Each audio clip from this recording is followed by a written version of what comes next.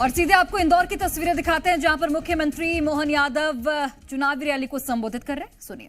ताई जी जिन्होंने इस इंदौर लोकसभा को लेकर के इतना मान बढ़ाया कि लगातार एक के बाद एक हर बार जीत ने नया नया रिकॉर्ड बनाया। जोरदार ताली बजा करके ताई का अभिनंदन करें और इसके माध्यम से सभी कार्यकर्ताओं का अपने आप के लिए जोरदार तालियां, अपने इस मंच के लिए। मंच पर विराजमान नगर जिला अध्यक्ष गौरव रणदिवे जी, उप मुख्यमंत्री श्रीमान जगदीश देवड़ा जी, केंद्रीय मंत्री श्रीमान फग्गन सिंह कुलस्ते जी, अभी जिन्होंने अपना भाषण समाप्त किया, हमारे वरिष्ठ नेता और यशस्वी संगठन के कई सारे दायित्वों का निर्वहन करने के बाद मेरा सौभाग्य अब हमारे मंत्रिमंडल में हमारे लिए न केवल उत्साहवर्धन करते बाकी समय समय पे मार्गदर्शन करते माननीय कैलाश जी विजयवर्गीय की जोरदार ताली बजा करके कैलाश जी का स्वागत करें। इस अवसर पर मौजूद हमारे सभी वरिष्ठ नेतागण, माननीय कृष्णमुरारी मोघे जी, माननीय सत्यनारायण सत्तन जी, जिनके लिए पूरा देश एक विशेष सम्मान के साथ देखता है। मैं पूरे मंच के नाम ले सकता हूं, लेकिन मुझे यहां से लेकर के झाबुआ तक दोनों जगह फॉर्म भराने जाना है और घड़ी की सुई समय बता रही है। तो आप सबको प्रणाम करता हूं, जोरदार ताली बजा के पूरे मंच का अभिनंदन करता हूं। सभी वरिष्ठ विधायक, पूर्व विधायक, अलग अलग दायित्ववान कार्यकर्ता बंधुओं, चुनाव की बेला में हमारी 29वीं लोकसभा में हम निर्वाचन की तरफ बढ़ रहे हैं और निर्वाचन का आज वैसे तो देखा जाए तो कल हमारा 26 तारीख का द्वितीय चरण का दौर है, जहां 6 और हमारी लोकसभा का कल वोट डलेगा। लेकिन मैं गारंटी के साथ बता सकता हूं, यशस्वी प्रधानमंत्री नरेंद्र मोदी जी को लेकर के पूरे देश में जबरदस्त आंधी चल रही है, आंधी जिसका कोई हिसाब नहीं है। कांग्रेस सहित सारे विपक्ष के लोग धराशायी हो रहे हैं, पत्ते की तरह उड़ रहे हैं और हमने उसके लक्षण भी देखे। जिस प्रकार से राहुल गांधी ने कल महाराष्ट्र में शब्दों का उपयोग किया है, इतना हल्का बोलते हैं कोई। वैसे तो लोग राहुल गांधी जी को कोई उनकी अपनी बोलने की भाषा के आधार पर कोई गंभीरता से लेता ही नहीं, लेकिन पता नहीं किस ढंग से कौन सी दुनिया में रहते हैं जिनके आधार पर वो बात कर रहे हैं। वो कह रहे हैं मैं इकोनॉमिक सर्वे की बात कर रहा हूं, तो इकोनॉमिक सर्वे के बाद उन्होंने विरासत के टैक्स के ऊपर भी बात कही। आप बताइए, अगर विरासत की बात कर रहे हैं तो विरासत का टैक्स तो पहले नेहरू परिवार पे लगना था। नेहरू परिवार की विरासत इंदिरा गांधी के पास आई, इंदिरा गांधी की विरासत उनके अपने बेटे के पास आई और बेटे से बहू ने पीछे से सत्ता चलाई।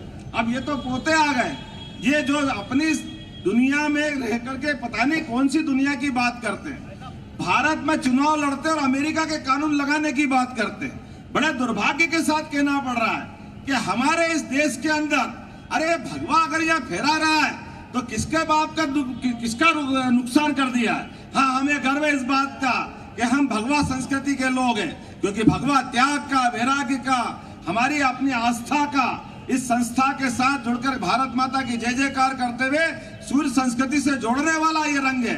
किसी को भगवा से आपत्ति हो सकती होगी, लेकिन ये अपने मन के पाप दूसरे पे डालना चाहते हैं। ये हिंदू मुसलमान की बात खुद करते हैं और हमसे कहते हैं हाँ मुस्लिम हमको चाहिए, लेकिन मुस्लिम हमको अब्दुल कलाम जैसे चाहिए, जिनको हम राष्ट्रपति बना करके देश के सामने एक आदर्श उदाहरण प्रस्तुत करते हैं। लेकिन ये मुस्लिम लीग के एजेंडे को आगे बढ़ाना चाहते हैं, जिनने 47 के समय जो अंग्रेज नहीं कर पाए वो कांग्रेस ने किया है। कांग्रेस ने देश के विभाजन में अपनी मुख्य भूमिका अदा की और देश का विभाजन स्वीकार किया। ये पाप अगर किसी के माथे है तो कांग्रेस के माथे, और कांग्रेस ने उस समय वचन दिया था। शंकर भैया, मैं आपके लिए इस मामले में आपका भी अभिनंदन करना चाहता हूं, आपने बड़ी लड़ाई लड़ी। अरे जो भारत पाकिस्तान के बंटवारे के समय कोई पाकिस्तान में, कोई बांग्लादेश में, कोई अफगानिस्तान में, वो सारे भरतवंशी जो वहां अपने लिए इस उम्मीद में बैठ के आए थे, जो तत्कालीन प्रधानमंत्री जवाहरलाल नेहरू जी ने कहा था कि आप भारत आपका घर रहेगा, आप कभी भी आ सकोगे, आपको कोई रोकने वाला नहीं। लेकिन उस आश्वासन के बजाय अब जब सीएए और भारत सरकार उनको नागरिकता देना चाहती है तो सबसे ज्यादा रोड़ा अटकाने वाली कोई पार्टी है कांग्रेस और उनका पूरा घमंडिया गठबंधन, जो कह रहे वो नहीं आ सकते। केवल वोट के चश्मे के आधार पर जो भारत की जय जयकार करना जानते हैं, जो भारतवंशी है, आप उनको रोकना चाहते हो। भारत सरकार का चुनाव है, सामान्य चुनाव नहीं है, ना नगर निगम का चुनाव है, ना विधानसभा का चुनाव है, दुनिया के सबसे बड़े लोकतंत्र के पावन मंदिर का चुनाव है। ऐसे में हमारे द्वारा माननीय यशस्वी प्रधानमंत्री की तीसरी बार सरकार बनाने के लिए पूरा देश कटिबद्ध है।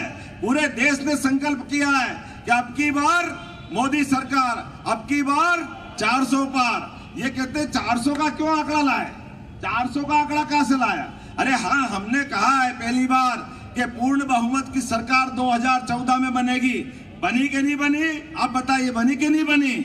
जब हमने कहा कि 300 पार 2019 में, तो 2019 में 300 पार गए। जो बच्चा पूर्णतया पढ़ करके साल भर तैयारी करता है, उसको अपनी परीक्षा के पहले अपना कॉन्फिडेंस बताता कि वो क्या करना चाहता है। इसलिए पूरे देश का मिजाज देख करके हमारी पार्टी ने, माननीय मोदी जी ने तय किया कि हाँ, हम अपने सारे मित्रों के साथ मिलकर के 400 पार जाएंगे। अब 400 पार पे भी इनको कष्ट है। अरे आप में दम हो, आप बोलो हम 500 पार जाएंगे, आप में तो दम है नहीं। आप तो मुंह देख रहे हो अपनी तरफ से। अपने मध्य प्रदेश के अंदर जब हम कहते हैं 29 की 29 पार, तो भी कांग्रेस के नेताओं के मुंह से नहीं निकल रहा है। वो कह रहा है हम 12 जीतेंगे। अरे भैया, अभी तो चुनाव हुआ नहीं, वोट डला नहीं, अभी से तुम 12 बता रहे हो। इसका मतलब चुनाव के पहले ही हार मान ली।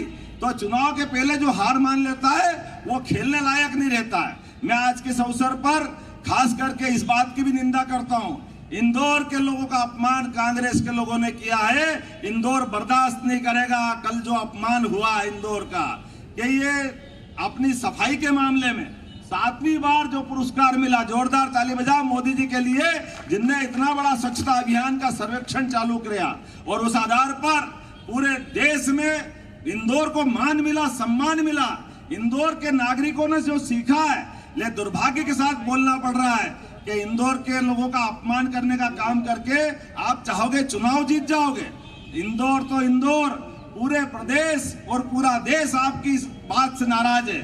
मैं उम्मीद करता हूं जिस प्रकार से इंदौर की गौरवशाली परंपरा है, आज हमारा नॉमिनेशन का दिन है, आज नामांकन का दिन है, आज हम कदम बढ़ा रहे हैं विजय यात्रा की ओर। और हर एक कार्यकर्ता अपने अपने स्तर पर जो जहां है, जिस जगह से लगातार अपने पुराने रिकॉर्ड को तोड़ते हुए, और माननीय प्रधानमंत्री जी ने तो खास बात कही है, हर एक व्यक्ति अपने स्तर पर मतदान केंद्र के लिए, हमारे अपने मतदान केंद्र का पुराना रिकॉर्ड तोड़ करके नए रिकॉर्ड के लिए आगे बढ़ेगा। तो हम सब तैयार हैं। हाथ उठाओ, मुट्ठी बांधो और भगवान राम की जय जयकार करते हुए संकल्प करो कि हम और आप मिलकर के इंदौर की जीत का रिकॉर्ड तोड़ेंगे। बोलो, सब तैयार हैं? सब आ जाओ भैया।